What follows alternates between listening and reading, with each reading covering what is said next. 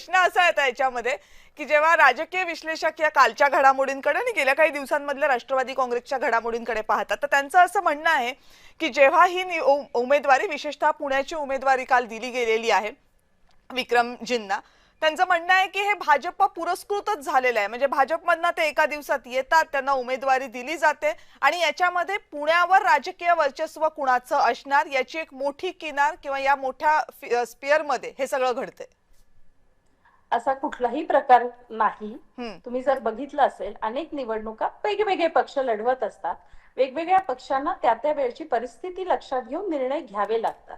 आणि जर कोणी असं म्हणत असेल की बाबा ही भाजप पुरस्कृत निवडणूक आहे, तसं काही नाही. आता कालच भाजपने परवा नगरच्या उमेदवारीमध्ये तनपुरेंना एक दिवसात पक्षात घेतलं आणि दुसऱ्या दिवशी उमेदवारी दिली.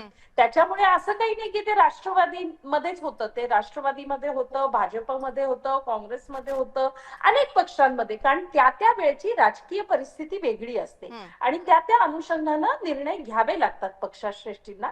त्या पद्धतीने तो घेतलेला निर्णय आहे. बरं, आता तुम्ही उमेदवारी दिलेलीच आहे, त्यांची जाहीर केलेलीच आहे, तर सांगा जरा सगळ्यांना की नेमकं काय कारण असं होतं की पक्षामध्ये असलेल्या कुठल्याही व्यक्तीपेक्षा एका दिवसात पक्षात येऊन विक्रम काकडे यांना उमेदवारी दिली गेली? म्हणजे काय याच्यातली गणितं काय आहेत? खरं सांगायचं तर पक्षश्रेष्ठी एकत्र बसतात, वेगवेगळ्या फॅक्टर्सवर विचार करतात आणि मग एकत्रितपणे तो निर्णय होतो. त्या पद्धतीनं एकत्रितपणे आमच्या सगळ्या वरिष्ठ नेत्यांनी तो निर्णय घेतलेला आहे. नाही, पण या निर्णयाला बेस काय? म्हणजे आता मगापासून महेशजी सांगतात कार्यकर्ते कार्यकर्ते, तर कार्यकर्त्यांना निदान एवढं तर कळलं पाहिजे की आपल्या पक्षातनं काल आलेला आहे, काल पण नाही, काही तासांपूर्वी उमेदवारी पक्षामध्ये आलेल्या व्यक्तीला जर तिकीट दिलं जात असेल तर ते का, याचं उत्तर तर कार्यकर्त्यांना मिळालं पाहिजे. ते देणार आहेत की नाही पक्षश्रेष्ठी?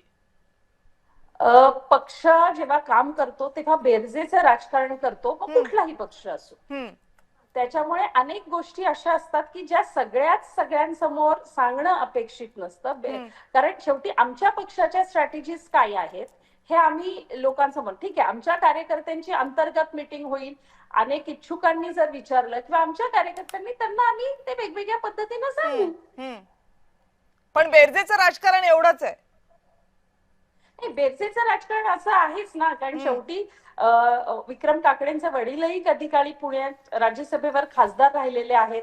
त्यांची काही एक मतदार आहे, वोट बँक आहे.